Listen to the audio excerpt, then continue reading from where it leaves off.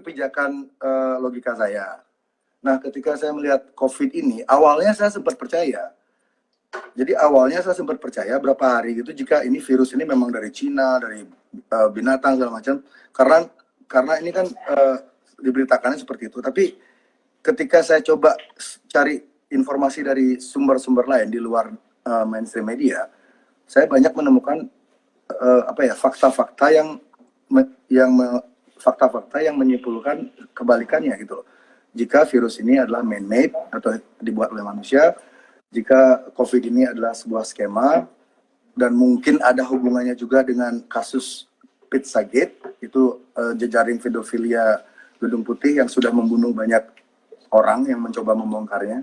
Jadi ini sengkarut banget ini, saya ngelihatnya. Saya telusuri lagi lebih dalam, terus saya baca-baca lagi buku-buku yang lama saya baca, tentang teori-teori ekonomi, tentang teori-teori politik. Ini sekarang masuk akal banget itu loh. Jadi memang ada siklus setiap berapa tahun sekali ekonomi itu dinolkan lagi, ekonomi itu di restart lagi. Kenapa begitu? Anda percaya nggak pemegang kendali atau pemegang kekayaan 99% kekayaan bumi ini dipegang oleh 1% kelompok? Itu sudah terjadi sejak dulu. Si Rosel. Iya, teman-temannya mereka lah, 1%. Saya bilangnya 1%. Jadi mereka sejak dulu menciptakan environment agar mereka itu tetap berada di puncak piramid. Agar mereka selalu tetap ada di puncak piramid, mereka perlu apa? Kontrol. Iya kan? Bayangin aja, jika mereka lengah misalnya, 1% ini lengah, mereka tidak mengontrol yang 99 ini, lama-lamanya 99-nya akan naik dan memakan mereka, dan mereka akan nggak jadi 1% lagi. Itu mereka tidak inginkan. Makanya ketika mereka melihat ada kayak, kan mereka punya tuh parameter politik, mereka udah punya banyak, ada kayak think tank-nya tuh udah gede banget. Jadi ketika think tank-nya menyarankan kekuatan peta politik dunia seperti ini, peta ekonomi dunia seperti ini, jika kalian tidak melakukan ini dalam beberapa tahun, kalian akan turun dari puncak piramid, orang lainnya akan naik. Itu tidak diinginkan, karena sejak awalnya adanya peradaban ini, sejak awal adanya ilmu hukum moneter, teori moneter, perbankan, itu mereka yang menentukan semuanya.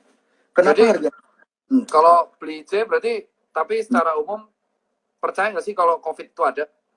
Percaya. Percaya, berarti COVID ada? Percaya. Terus COVID ini berarti menurut BC berarti man-made ya? Menurut saya man-made. Terus laki-laki beli. Laki-laki. Menurut saya. Terusin. Menurut saya COVID ini man-made. Ya. Terus? Dan balik tadi kemana tadi? Kita sampai di mana tadi terakhir? Sampai itu puncak piramid, terus kegusur, COVID man-made ada. It's all about control. Dan kawan-kawan tolong yang menonton ini tolong jangan rasis. Ini bukan masalah perang antar negara. Ini bukan masalah perang antar ras. Elit global ini sengaja menciptakan ilusi jika ini adalah sebuah pertempuran antar negara atau antar ras. Mereka sengaja menciptakan ilusi itu agar mereka lebih gampang mengontrol konfliknya. Gitu loh. Makanya sekarang kan banyak bilang, oh ini ulah Cina, ini ulah Israel, ini ulah Amerika. Buang dulu stigma itu. Ini sekumpulan 1% ini mereka nggak punya nationality. Mungkin di paspor mereka ada nationality-nya, tapi mereka tuh jiwanya mereka tuh nggak punya jiwa kebangsaan, tidak punya jiwa nasionalisme, tidak. Mereka tidak, beda, level pemikirannya beda. Mereka tuh ngelihatnya tuh bumi ini sebagai sebuah bumi, tempat punyanya. Ya kalau bahasanya Lady Gaga global citizen lah gitu. Jadi mereka tuh tidak mengenal batas negara, tidak mengenal batas agama. Ada positif negatifnya kan. Kalau kita ngambil sisi positifnya, ya manusia tuh semakin mengikis perbedaan. Kalau perbedaan tuh semakin terkikis kan, kemungkinan konflik tuh berkurang.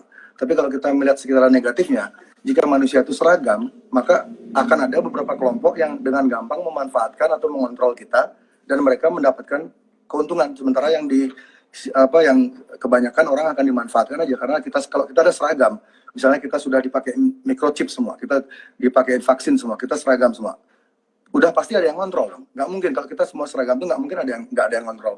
dan yang ngontrol itu pasti orangnya itu aja. Tapi kalau misalnya kita tetap dibiarkan berbeda-beda, tiap negara tetap dibedakan tumbuh dengan gayanya mereka sendiri, dengan sistem ekonomi mereka sendiri, ya itu akan berbahaya bagi 1% ini. Makanya mereka tuh sangat mereka tidak suka dengan yang namanya demokrasi. Mereka tidak suka dengan yang namanya population growth. Jadi yang belum tahu ya, Bill Gates, mungkin yang ini bagi yang belum tahu ya, Bill Gates itu bukan seorang computer nerd yang mulai dari nol. Dia itu bukan seorang computer nerd yang mulai dari nol. Ayahnya dia sangat dekat dengan Rockefeller. Ayahnya dia sangat dekat dengan Rothschild. Itu bisa dicari di buku-buku sejarah. Jadi dari kecil, Bill Gates ini sudah didesain oleh lingkungannya untuk menjadi seperti dia sekarang. Sudah diproyeksikan. Dia tuh bukan yang punya Microsoft loh. Dia tuh cuma co-founder. Dia tuh punya duit, dia beli lisensinya, dia beli kepemilikannya, dia jadi bagian dari Microsoft. He's a fucking businessman. You know? Bagi yang belum tahu ya, Bill Gates is a fucking businessman. Dia bukan malaikat, dia bukan dokter. Ini makanya kemarin saya emosi sama Mas Tirta tuh, Mas Ipeng tuh ketika Mas Ipeng ngomong ke saya, beli jangan ngomong hal yang di luar kapasitas. Aku langsung ngelihat ke Bill Gates loh. Anjing, seluruh dunia dibikin panik masalah kesehatan sama orang yang bukan dokter. Bill Gates lulusan dokter mana? Nggak ada. Tedros, bosnya WHO, dokter mana? Nggak ada. Tedros punya rekam jejak yang kotor loh. Dia pernah bikin kasus di Ethiopia. Bill Gates vaksinnya banyak yang gagal di India sama di Afrika. Kenapa kita dikontrol sama dua orang yang bukan dokter dan semua dokter dengerin dia? Kita udah gila apa gimana? Dokter yang sebenarnya tuh nurut sama orang yang punya duit, yang kebetulan bisa membiayai riset. Jika Anda, saya tanya pertanyaan psikologi ya ke orang-orang ya. Jika Anda percaya nggak kalau orang psikopat itu ada, percaya nggak, Pak Mas Ipeng? Gimana? Psikopat itu ada nggak dalam kehidupan orang nyata? psikopat? Orang psikopat. Ya. Kalau di dalam tanah orang, maksudnya di kelainan jiwa sih mayor mental ada, gangguan mayor mental. Oke.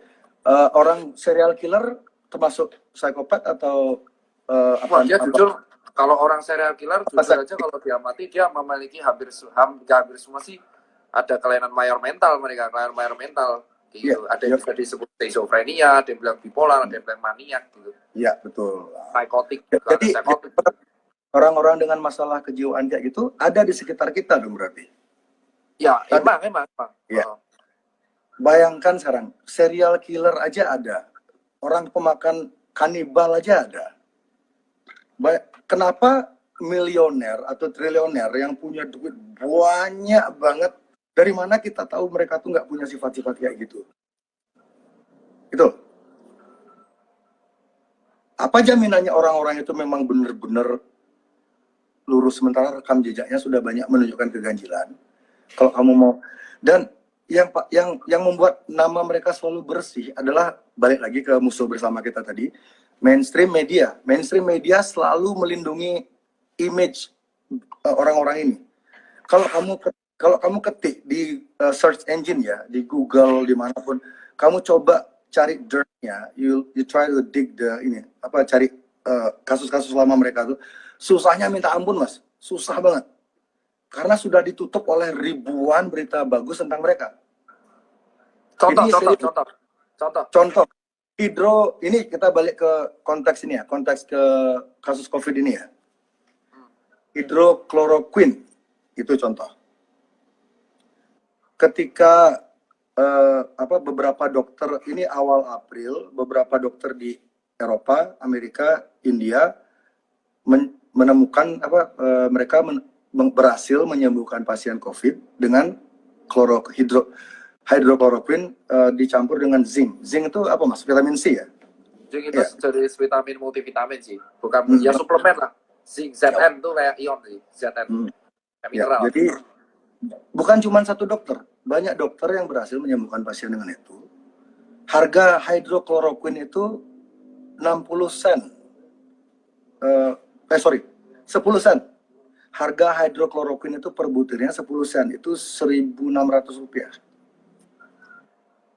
Yang megang paten obat itu bukan dari lingkaran 1%, bukan dari teman-temannya Gates, bukan dari Rockefeller, bukan dari Rothschild, bukan dari Soros, orang lain. Ini menurut saya hidrokloroquine ini di luar perkiraan mereka. Mereka mikirnya tuh nggak akan ada yang bisa nemuin, ternyata ini ada. Dan hidrokloroquine kan dicoba dipopulerkan oleh Donald Trump juga, Pak Jokowi juga, beberapa presiden negara mencoba memberi solusi ke masyarakat. Coba ini obatnya, ini ada yang sembuh, monggo dicoba. Apa yang terjadi? Seminggu setelah itu CNN, New York Times, Washington Post, Vice Magazine, semualah itu, semua hampir berpengaruh ya, yang diikuti sama orang-orang pintar, yang dipercaya sama orang-orang yang kelas menengah ke atas, orang-orang di perusahaannya, orang-orang yang punya banyak anak buah, mereka yang ikuti media-media itu diserang. Jadi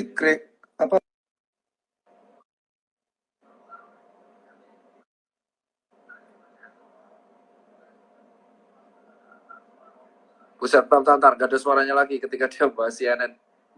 Ada suaranya nggak? Ini aku bandingin bentar. Bentar. Ada suaranya nggak? Nggak ada. Gila, tiap ini kebetulan apa cocok logi ya? Tiap kali beli, hah? Suaraku doang kan yang ada. Tiap kali beli jerek ngomong media mainstream pasti hilang. Bentar, hilang. Aduh.